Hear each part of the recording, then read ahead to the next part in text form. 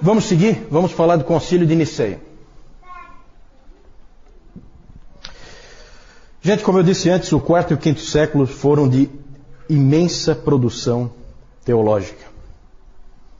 Nesse período ocorreram também os grandes concílios, os principais concílios. Concílios são reuniões, esses são os concílios ecumênicos, assim chamados, porque toda a igreja participa deles, né? São 7 os concílios ecumênicos.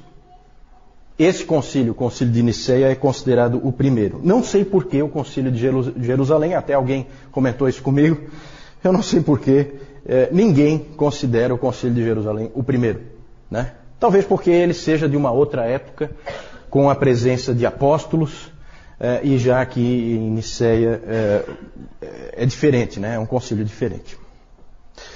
O concílio de Nicéia é fundamental para nós, porque aqui vai ser estabelecido o quê? Que doutrina? O cânon, na verdade, ele não está totalmente estabelecido aqui, não. Ele foi discutido em Nicéia, mas ainda tinha livros duvidosos, né? Tem uma doutrina mais importante que vocês têm que associar a Nicéia, certo? Sempre que se falar em Nicéia, você tem que lembrar dessa doutrina. Alguém sabe qual é? Doutrina da Trindade. Doutrina da Trindade, exatamente, certo? A doutrina da Trindade, ela é estabelecida no Concílio de Nicéia. Claro que a discussão principal era quanto à questão da divindade de Cristo. Se Cristo era Deus ou não. Lembram quem foi o pai da igreja que criou esse termo Trindade? Porque isso não é um termo bíblico, né? Tertuliano, exatamente. Então, bom de memória, hein? Vocês estão afiados. Claro, gente, desde o início a igreja cria na divindade de Cristo. Isso nunca foi um problema. Só que assim, tudo que ia acontecendo na história da igreja, ao longo da história da igreja, ia aparecendo problemas, ia aparecendo as heresias, nós já vimos isso. E a heresia forçava a igreja a definir com clareza as doutrinas. Apertava a igreja para que a igreja definisse com clareza as doutrinas. Então é claro que sempre se creu na divindade de Cristo, desde o início, só que não havia a expressão teológica disso. E aí surgiram então algumas tentativas de explicar quem é Cristo. E aí surgiram coisas do tipo aí, o subordinacionismo. Subordinacionismo. O que é o subordinacionismo? É o seguinte pensamento. O Pai está acima do Filho, que está acima do Espírito Santo. Subordinação, certo? Fica claro aí o porquê do nome. Então o Pai é mais importante que o Filho vem em seguida e depois vem o Espírito Santo em terceiro plano. E também surgiu uma outra forma de pensar, que era o monarquianismo. O que é o monarquianismo? Vem de mono, um. O monarquianismo dizia o seguinte: não, o Pai, o Filho e o Espírito Santo é o mesmo Deus, só que ele se manifesta de maneiras diferentes.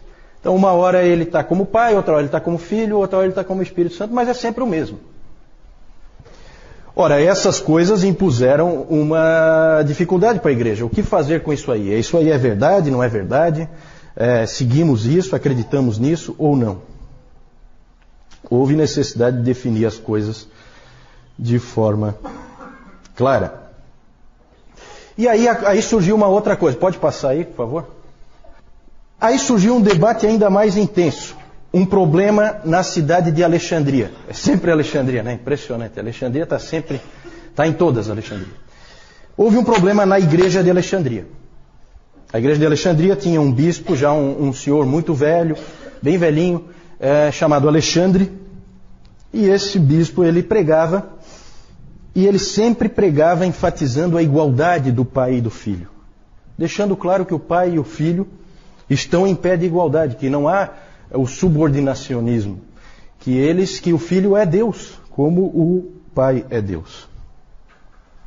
E lá em Alexandria havia um presbítero bem mais novo, um sujeito ambicioso. Então entendam isso, é o bispo da cidade e um dos presbíteros da mesma cidade. O problema é lá dentro de Alexandria. Esse presbítero chamava-se Ário, e ele se incomodava com a pregação do Alexandre, não gostava. Não gostava do que o Alexandre dizia, aquilo incomodava ele. E aí ele começou a dizer coisas do tipo. Começou a pregar lá para o público dele, lá ele começou a pregar o seguinte: se Cristo é igual ao Pai, então ele é seu irmão e não seu filho. E também esse tipo de pregação começou a confundir as pessoas. Sabe, as pessoas começam a ficar, poxa, eu não estou entendendo. E aí um presbítero, como ele tem a pregação nas mãos, ele pode confundir facilmente as pessoas. As pessoas vão e ouvem, e geralmente são indivíduos muito capazes, com uma boa retórica, e eles acabam confundindo a população, os cristãos. Por isso que é tão importante, como o Nilton frisou hoje de manhã na pregação, né, haver a nobreza dos bereanos sempre dentro da igreja, para que esse tipo de coisa não aconteça, para que sempre a própria congregação possa checar a pregação que é feita. Outra coisa que ele dizia também: houve um tempo em que o Filho não existia. Vejam essa afirmação teológica. Isso é um problema. Se ele não existia, ele foi criado. E realmente era isso que o Ario defendia. Jesus Cristo é o primeiro ser criado. É um ser especial, é um ser muito elevado, mas é um ser criado. Quem é que crê nisso hoje? Que a gente conhece bem? Testemunhas de Jeová, né? Testemunhas de Jeová. Então é uma coisa sutil, por quê? Porque você vai pegar um folheto das Testemunhas de Jeová, é cheio de Jesus Cristo. Né? O único problema é que ele não é Deus. Né? Então eles colocam ele lá em cima, mas não no lugar certo. O debate acabou se tornando intenso. Inclusive depois nós vamos falar do Gregório de Nissa. O Gregório de Nissa dizendo que, olha, que não se falava em outra coisa em Constantinopla. Era insuportável caminhar na cidade. Porque não se falava de outra coisa a não ser esse debate teológico. Agora vejam que interessante, né? Vejam como o quarto século é peculiar, é um século fantástico. Imagine você as pessoas comuns na rua discutindo teologia. Realmente o mundo tinha se cristianizado. Impressionante. Depois nós vamos ver o Gregório de Nissa. Então, por causa desse problema todo, pode passar aí, convocou-se o primeiro concílio ecumênico, o concílio de Niceia. Foi convocado pelo imperador. Quem é o imperador? Constantino, exatamente. Foi convocado pelo imperador Constantino para resolver a questão. Afinal de contas, quem é que está certo? E lá surgiu essa palavra nesse concílio. O concílio foi na cidade de Niceia, na Ásia Menor. E lá se reuniram então bispos de todas as igrejas do Império Romano, e inclusive convidados de fora do Império Romano. Se reuniram em Niceia para esse concílio. E lá surgiu essa palavra, que é uma palavra muito importante, homoousios. Homoousios, de mesma substância. Certo? Essa palavra foi depois para o credo niceno. O credo niceno foi depois crido por toda a igreja. E significa o seguinte: da mesma substância. O Filho é da mesma substância que o Pai. Certo? Essa substância não é algo que a gente possa definir, tá? É uma coisa assim, é só para dizer que os dois, eles são equivalentes, apesar de não serem a mesma pessoa. Certo? E aí então começou a se formar a doutrina da Trindade. No credo niceno diz o seguinte sobre o Filho: gerado, não criado, é feita essa ênfase, não criado, consubstancial ao Pai, de mesma substância que o Pai. Certo? Esse é o credo niceno. Evidentemente ali então estava sendo condenado o arianismo. Exatamente, ele estava sendo condenado. Ali no concílio de Niceia apareceu, pode passar, um personagem muito importante, um dos pais da igreja, fundamentais, que se chama Atanásio. Atanásio, que era apelidado de o Anão Negro, porque ele era baixinho e a pele bem escura, então ele era o Anão Negro. Era muito jovem, nessa época do concílio de Niceia, ele tinha só 25 anos, aproximadamente 25 anos, por aí. Ele não teve uma grande participação, ele era um diácono, ele na verdade estava apoiando o bispo de Alexandria, ele como diácono apoiando o bispo de Alexandria, o Alexandre, que nós vimos antes.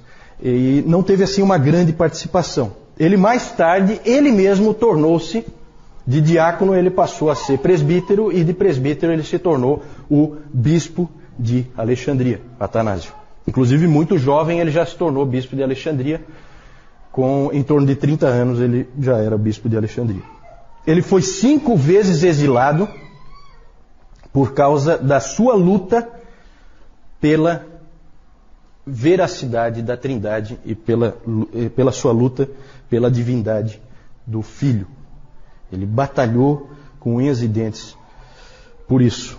Foi 5 vezes exilado. Uma vez o Constantino mandou ele. Eu acho que foi. Não foi o Constantino, acho que foi o Constâncio, filho do Constantino. Mandou ele o mais longe que o Império Romano podia mandar. Tirou ele de Alexandria, onde ele era bispo, e colocou ele lá na Alemanha, no limite extremo do Império Romano, só para isolar ele, porque ele estava incomodando. E por que ele estava incomodando? Porque os imperadores gostaram da doutrina ariana. Para eles era politicamente mais interessante, inclusive o próprio Constantino. Constantino depois absolveu o Ário. Na verdade, houve uma preferência política pelo arianismo, e o Atanásio, então, teve que lutar não só contra a igreja, que apesar do resultado do Concílio de Nicéia, pendia para o arianismo, como ele teve que lutar contra o próprio império, porque o imperador também era a favor do arianismo, certo? Inclusive tem aquela famosa frase do Jerônimo, em que o Jerônimo diz que o mundo inteiro esteve prestes a acordar ariano nessa época. Por muito pouco não se tornou totalmente ariano, certo? E o Atanásio foi o grande guerreiro, o grande lutador pela verdade. Hoje de manhã o Newton, inclusive, leu o texto de Judas e lembrou dessa coisa da luta pela verdade. Interessante que a igreja sempre lutou pela verdade. A igreja não foi, em nenhum momento da sua história, isso eu posso garantir para vocês, e vocês vão ver aqui, em nenhum momento da sua história ela foi um centro de entretenimento. Mesmo nos seus piores momentos, ela não foi um centro de entretenimento. Isso só aconteceu no século XX. Nunca antes a igreja imaginou fazer palhaçadas num local de culto ao Senhor, certo? Esses homens eram homens que lutavam pela verdade. E por isso veio a famosa expressão Atanásios contra mundum, porque ele lutou contra o mundo inteiro, sozinho. Claro que não sozinho, a igreja dele amava ele, inclusive ele foi banido, 5 vezes ele foi exilado, e eles não colocaram outra pessoa no lugar dele. Eles sempre confiavam que ele voltaria. Depois de Nicéia começou uma mobilização muito forte para trocar o termo homoousios por homoiousios. Certo? Tudo isso aí é grego, tá? Homoousios por homoiousios. Homoousios de mesma substância. Homoiousios de substância semelhante. Semelhante. Tentaram dar aquela aliviada, né? E a igreja, vários homens da igreja estavam indo por esse caminho. E quem lutou contra foi Atanásio. Bateu o pé por causa daquela palavra. Inclusive o historiador cético, né? Não é um historiador cristão, o historiador Gibbon, ele debocha dessa situação. Ele fala assim que o mundo inteiro ficou de pernas para o ar por causa de um ditongo. Né? Interessante. Nós temos esse livro de Atanásio sobre a encarnação do Verbo. Ele escreveu esse livro e ele diz que se Jesus Cristo não é Deus, nós não estamos salvos. Esse é o tema básico dele. Esse livro, o Dr. Calhoun, inclusive, diz que é um livro que hoje, ainda hoje, é um livro que é útil, vale a pena ler. Mesmo hoje, esse livro do Atanásio, sobre a encarnação do Verbo. E o interessante é que no tempo da morte de Atanásio, no ano 373, foi quando ele morreu, o arianismo já estava declinando de novo, perdendo força por causa da luta dele.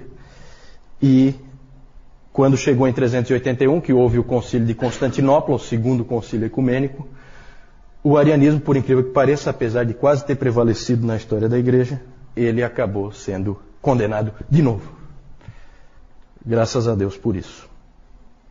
O interessante é que o arianismo não estava derrotado ainda. Sabe por quê? Porque aqui no meio dessa confusão, aqui, depois do concílio de Nicéia, saíram vários missionários para o meio dos bárbaros. E esses missionários saíram no auge do arianismo. Eles foram lá e pregaram uma teologia ariana para os bárbaros. Quando os bárbaros voltaram para dentro do Império Romano, trouxeram o arianismo de volta. Então o arianismo não estava morto. Tá? Ele continua ainda sobrevivendo por um bom tempo. Pode passar? Essa frase aí do professor Sabatier, citado pelo Bibi Warfield, ele diz o seguinte: nada poderia estar mais longe da verdade do que representar os pais dos concílios como teoristas ou até mesmo como teólogos profissionais trazidos à conferência por causa de zelo especulativo só para solucionar enigmas metafísicos. Eles eram homens de ação, não de especulação. Corajosos sacerdotes e pastores que pensavam no seu trabalho como o de soldados em plena batalha e que estavam prontos para morrer como alguém morre por sua pátria. Está errado aí, por sua pátria. Então, gente, isso é importante a gente lembrar disso. Eu já falei no outro CTB, eu falei, né, do Concílio de Nicéia. Ele é muito interessante porque até 313, com o Edito de Milão, a perseguição corria solta. 313 para 325, como é que vocês estão aí de matemática? Quantos anos? 12 anos. Vários desses homens que estavam lá agora, bispos já velhinhos, o que tinha acontecido com eles? Foram perseguidos. 12 anos antes, a perseguição comia solta. E vocês sabem que a pior perseguição de todas foi a última, a perseguição de Diocleciano. Certo? Então, ali são homens que vêm para essa conferência, para esse concílio, com as costas rasgadas, de tanto apanhar. Certo? Não é um monte de teórico. Certo? Não, gente, olha, a gente tem que tomar cuidado com o que é a igreja.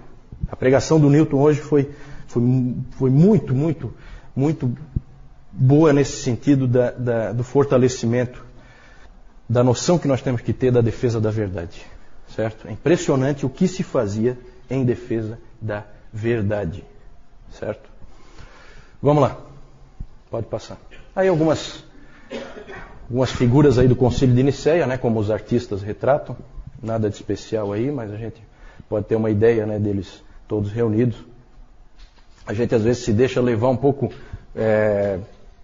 por essas túnicas, assim, como se fosse uma coisa muito estranha o indivíduo vestir essas túnicas. Hoje é estranho realmente. Então a gente faz essa associação, né? Aquela túnica, assim, só um padre veste aquela túnica. Ninguém veste aquela túnica. Só que naquele tempo era roupa comum. Né? Então, cuidado para vocês não ficarem com aquela associação de que esse indivíduo, ele se vestia de alguma maneira especial e tal. É claro que aqui os artistas, depois, isso aqui é retratado muito depois, colocam assim umas cruzes, umas coisas. Isso aí provavelmente não tinha nada disso, tá? Isso aí são enfeites que depois o artista põe, né? Mas o indivíduo andar com esse tipo de roupa, isso era normal, tá? Pode passar. Aqui só para vocês verem aí o embate, né? Atanásio de um lado e Ário do outro. Pode passar.